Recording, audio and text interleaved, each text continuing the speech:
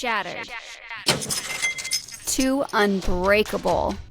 Listen here, sweet sister. Whether you think you have one little crack or you are shattered into a billion pieces, this podcast is going to give you the resources, tools, and skills to help piece yourself back together to form a beautiful, unique, solid, and unbreakable masterpiece.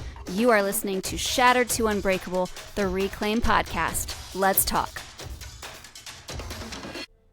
Hello, everybody, and welcome to another episode of Shattered to Unbreakable. I'm your host, Brandy Babin, and I have a very special guest whom I stalked on Instagram to be here today, and her name is Vickie, and she has the Survivor Center on Instagram, and I'm obsessed with it, and I'm going to ask her to share a little bit about that and her story with you guys.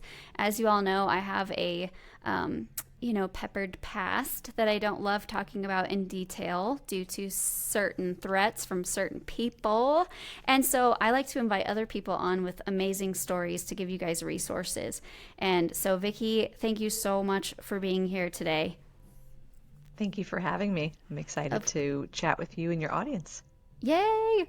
Okay, so tell us a little bit about your story and how the Survivor Center came about.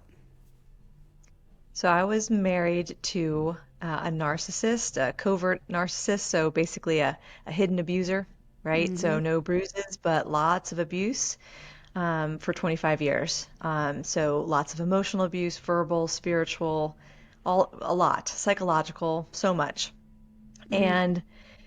And we had one child together, and when she was about 1 year old, I remember him berating me verbally for something, who knows, something probably totally stupid and dumb. And I was in a slump in the corner of the kitchen crying, and I saw my 1 year old lean over the side of her high chair and look at me. And it was in that moment I thought, if I stay, she will never become the woman that God created her to be, like the person she's supposed to be. So, that's powerful. Yes. So, that set me on a course. I left more than once. That was not the first time, right? Right, yeah. It takes on average like 7 times to leave for most women.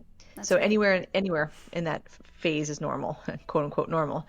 But in 2016, I left for the last time. That's when my daughter was 6. And then we shared custody 50-50 for almost 5 years. And it was hell on earth, as it is when you have to share custody with someone who's hell-bent on harming you, and they do it now through your kids. Yes, which harms them even more.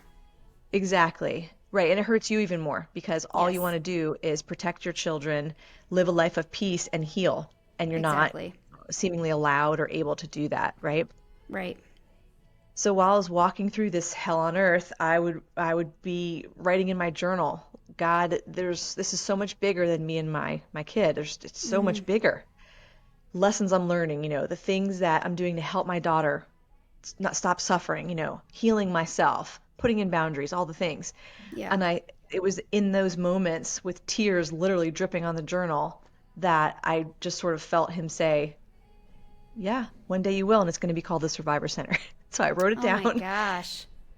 In my journal. I'm all teary now. I'm getting all red. Yes. That's amazing. Yeah, I just knew, and I guess that's what we all have, right? Like your passion to help women too, like you just know, I need to pay it forward. I need to help another woman that's still in the fire, whatever that fire is, right? Different things. And you just want to pay it forward and help. Yeah, exactly. I remember telling somebody, I was praying, I was praying to soften the heart of my abuser. Like, just please, let's all just be happy. Let's all just get along for the kids. Like, just, let's, please, God, I know you can do it. Just please do it. And I'll never forget the immediate clear answer was, sorry, babe, you're strong enough. I have to use this. This will affect so many women. It will save so many children. You are strong enough. Your kids are strong enough. His heart has to stay hard so I can use it. It's like the obstacle is the way kind of deal. And I remember in that moment thinking like flattered, but seriously, let's let's not, like Jesus Right. in the garden, like, please let this pass for me. I don't want it. And there's so many days where I just think I don't want it. I don't feel strong enough, but at the same time, if God's telling you something, you kind of tend to believe it. And who knows if that voice was really God, but I do believe it was, and I believe he was saying, like, you're my warrior.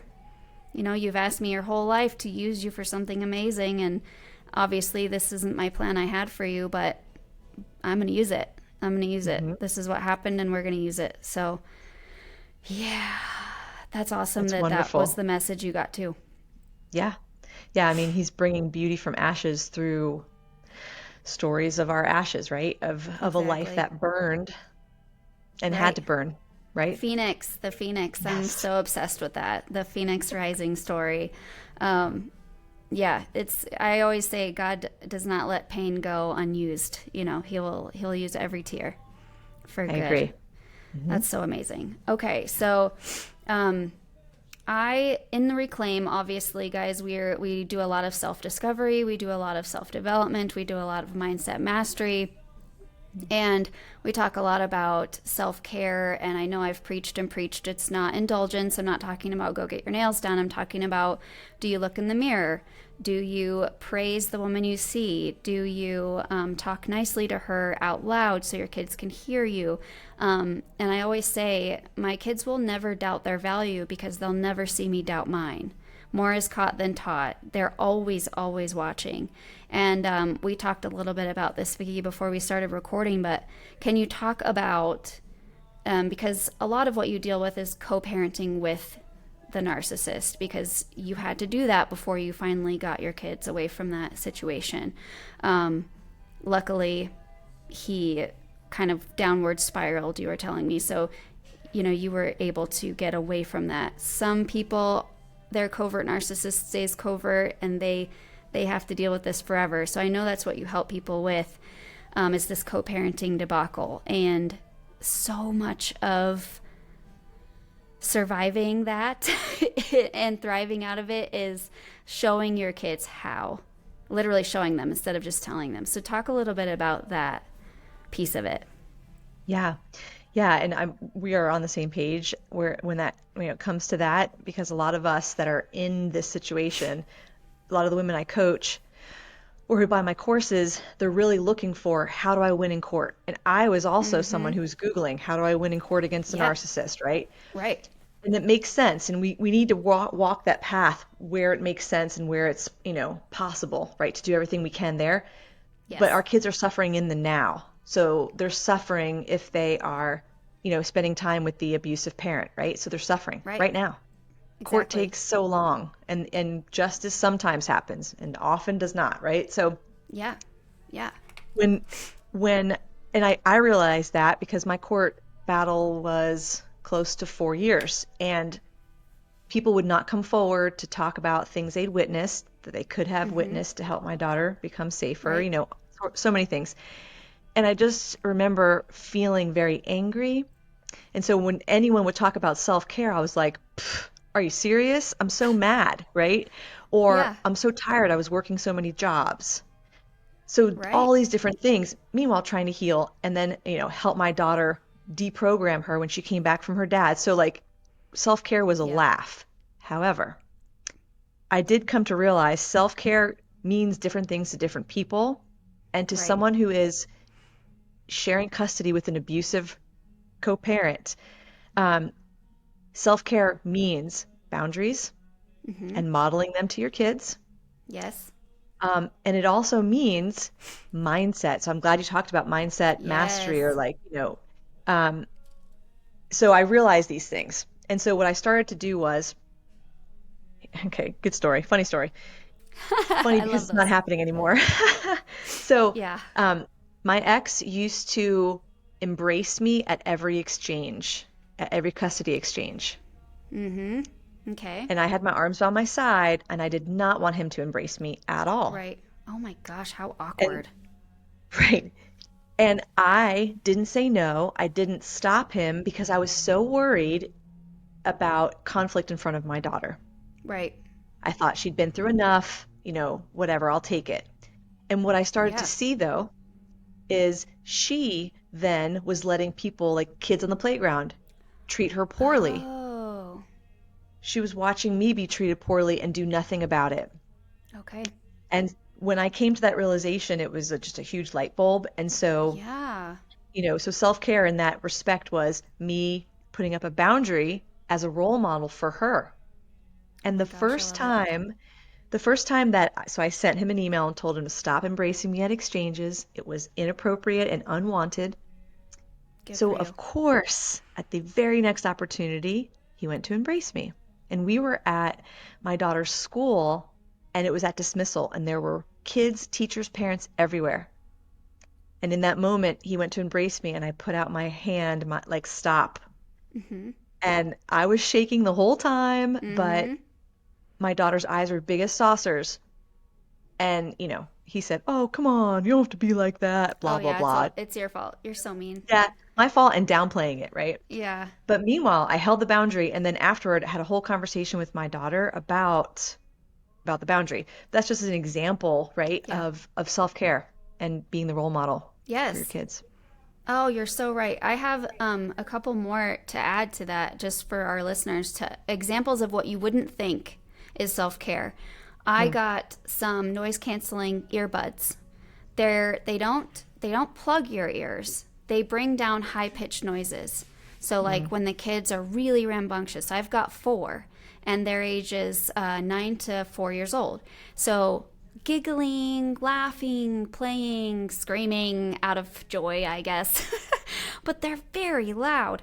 And when I pick them up from school, it's like it's been a fun day and they're very loud. And I put those noise canceling earbuds in. But I want to add the fact that instead of just putting them in, I tell them things. I walk them through my own self care out loud. So I get my earbuds out and I say, hey guys, my nervous system feels really overloaded right now. I've got my noise canceling earbuds and I'm going to put them in just because my nervous system needs a little break. And they're like, okay, mom. And they actually don't quiet down, but they hear that I'm like, oh, she's caring for herself. And then there are times when my kids will just be like very irritable and they'll just be like, ah, and I'll ask them, how's your nervous system? And they're like, oh, yes, I am feeling overstimulated. And do you just need a quiet moment? Yeah. And so I'll tell everyone, hey, guys, can we all have a quiet moment?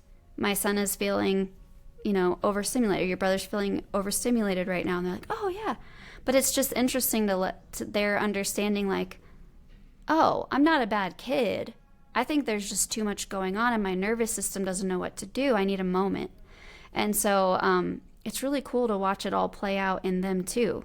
Because now my daughter will come home and say, today was a very loud day. And I think I'm just like, my brain is rattled. My nervous system doesn't know what to do. And so it's really fun. Like it's fun to see your own self-care go into your kids too. But it's like, you wouldn't think that telling people, like setting the boundary of, guys, my nervous system needs a break. I'm not Hmm. mad at you. I'm not irritated at you. The sound is literally vibrating my nerves and it's making me anxious. So it's not you, it's my nervous system that needs a break, right? So, and I like the idea that I don't need a break from you as a mom. Hmm. I love you. I want to be with you. My nervous system needs a break from the noise. So it's like setting a boundary to physicalities, like this somatic experiencing that you can teach your kids too. That's important. So yeah, self-care is so not what you would think sometimes, especially if you've dealt with some complex PTSD from emotional abuse in your past and you didn't Right. know that, you know? Right. Right. Well, I mean, that's to me like what you just described, and even like with a real, like a physical boundary that I described too, like that's to me how we're ending any negative um, emotional habits, maybe that got Yeah, passed down from even our parents, right? Or what true. they're learning from the other parent. That is like Exactly. it's literally groundbreaking. It's like how Right? the It's next so generation will be nice. different. Yes. Yes, yes. And the more we talk about it, the more awareness, which is why I'm like, oh my gosh, I have to have Vickie on my show. This needs to happen. Because a lot of your content stems around like the thing that caught my eye is like nobody's going to come rescue your kids from what's going on. You are literally the one with all the power to give them the tools and skills they need to deal with it. Not necessarily escape from it, because sometimes there is no escape, but to deal with it, to cope with it, to move on. And as we were talking about earlier, this isn't just with an abusive parent they might be dealing with.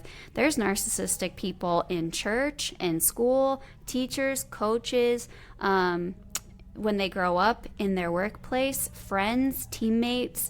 They're literally everywhere, and they can wreck you. You know, I've seen people just be completely wrecked from a coworker at work that's just like making it terrible. If you learn how to recognize and cope with it as a young kid, you're going to be a superstar when you get older, because you're going to be able to let it roll off your shoulders like, oh, that's a narcissistic person, don't mind them. You know, I'm secure in who I am and my values, and I know what they're trying to do, and it's not going to work. So it's just incredible what you're helping people teach their kids through your own self-control and what would you call it? I want to say self-awareness, but it's something bigger. I'm thinking something bigger. Well, I mean, it's social awareness, it's situational awareness, it's a lot of understanding people. So, Yes, true. right? And you know, some people will say that, you know, that their kid's too young to start learning these skills, and I Yeah. disagree. I No, mean, yeah, definitely not. right? And so I started to realize no one's coming to rescue me, right? And court might help, might not. And Yeah. so I started to look at my daughter and say, okay, she was starting to chase bullies in the playground. She was she was definitely becoming a people pleaser, which is what I was recovering from after being it my entire Yeah. life. Okay. And I thought, oh, heck no, Mm-hmm. not on my watch, right? And this is still where I knew that she was with her dad half the time. So I just decided, like you said, she has her number one bully in her life is her dad, Mm-hmm. but she has bullies on the playground, and she will have bullies. Let's just use that word, right? In Yes. her Oh my life. gosh, they never stop.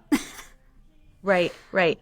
So I started to teach her some critical thinking skills, you know, asking questions of situations, asking, does someone's talk match their actions, right? I Ooh, mean, I like that. yeah. And we even started to use Disney movies. Hello. Oh There's yeah, yeah. abuse all over the place in Disney Yes, there movies. is. hmm And Tangled being like the number one at the time for her. Oh yeah. And it was perfect because it was an abusive parent. Now, yes, it was Mm-hmm. the mom, but we used that movie so many times. And I just really didn't. I'm not saying I came and I was like teaching her all these skills. I asked a Right. lot of questions. Very good. Yes. And, you know, a lot of times I'll put out content like what you just described, where no one's coming to rescue you and it's all on you. Well, that sounds like I'm almost not victim shaming, but like victim blaming. And I'm not. Yeah, I definitely didn't see it that way, but Yeah, I could see what you're saying. Yeah. it's an empowerment. It's an empowerment It's because to me, exactly. Yes. when we're blaming the ex, even though they are causing the problem, but when we're blaming them, we're giving our power away because that means that he's the solution Yes. and he is not the solution. Yes. Thank you. That Yes. is so perfectly put. Yes, you give the power away when you let it affect what's going on or let it dictate. And you know, this is kind of like over here, but I'm going to grab it. I was thinking when we were talking about self-care and all of that, and like and this might lead into your courses, but when you're so focused, we were talking in the beginning, so focused on the court proceedings that you forget that life is still going on. I remember being so panicked about documentation Mm. that I would record our phone or I would record my conversations with the kids. I would take a lot of pictures. I would document everything on my phone on the app, and my kids started questioning, like, why do we always have to do that? Why do we always have to record us? Why are you always on your phone? You know, and I'm like, you know what? That is so true. And I guess this might lead into your courses, but there's things you don't really need to document. They'll just get thrown out anyways. There's certain things to document, and there's certain things to let go. And you can document it later when they're in bed and you're, whatever. But and I guess what reminded me of it is they're taking power by sending you text messages, causing unrest while you're with your kids and they know you're with them. They'll send you a mean text when they know you're with the kids. And then you'll think about it, you'll talk about it, you'll document it, you'll take pictures, you'll plan your, next move, and you're not present with the kids. And I've just had to put my phone away. If he texts me while I'm with the kids, I don't answer till they're in bed. There's certain things, those boundaries too. It's like, don't let them have power. That's all they want, and they know how to get it. And so yeah, I'll kind of I'll lead into your courses because we're about out of time, but I want you to talk about what you offer because I think it's freaking fabulous, and I've always wanted courses like this, and when I saw yours, I was like, Eureka, this is amazing. So talk about what you offer people. Sure. Yeah. Well, a lot of it is helping a mom who is just inundated and overwhelmed because you're constantly putting out fires in life as a Yes. mom and a single mom, and then, having to deal with an abusive person, right, on the side. Yes. So I have two main courses right now, and I also do private coaching. The two main courses, first one is called Empower Your Kids, and it came from what we're talking about, all of these tools that we teach our kids to handle the abuse, to cope with it in a healthy way, Yeah. to help your kids develop a healthy mindset about themselves, build their own confidence, because an abusive parent really demolishes self-worth. Absolutely. And I even say in that course, Empower Your Kids course, I say that we want to take a step back from protecting and shielding our kids, which sounds like, what? What are you saying? But Hmm. to arming and equipping, which I hate the military reference, but it just works. It does. It's a warrior thing, It survivor, is a warrior warrior. thing. You have to, and yeah, put on the armor of God kind of thing. Like it's good. Yes. I like it. Yeah. Yeah. Right. So in that course, we talk about, not being triggered by your ex or how to handle the triggers when the kid Mm. comes home and says an accusation at you that is like word for word what he always says about you, Oh right? yes. How to Hmm. handle that, and so much more there. And the second one is called pretty blatantly co-parenting with a narcissist. And it's a little bit more broad and it deals with a little bit more like every aspect, communication, boundaries, mindset, and more. Yes, I love Yeah. that. And I'm sure it's probably not called this, but I'm sure that the course touches on a lot of the post separation abuse that happens because it's Oh, yeah. everywhere. It's financial, it's emotional, it's legal. I mean, all this coercive control. They're trying to manipulate your children to get to you, to hurt you, to use things against you. I mean, so far as to brainwashing them and actually implanting memories that never happened in order Yes. to frame you for things. It's incredibly crazy how many times I've been able to say, like, is that something you really remember? I remember it this way. And they're like, oh, yeah. Well, I wonder. Yes.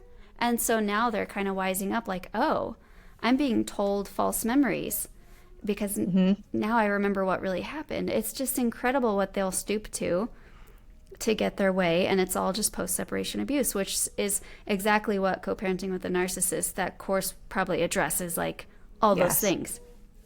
I can Yes. tell you, I Yes. just came across Vickie, but I will be buying her courses. So I will be on this bandwagon with all of you. My tax money's coming in, and that's the first thing I'm going for. So I can't wait to take your courses.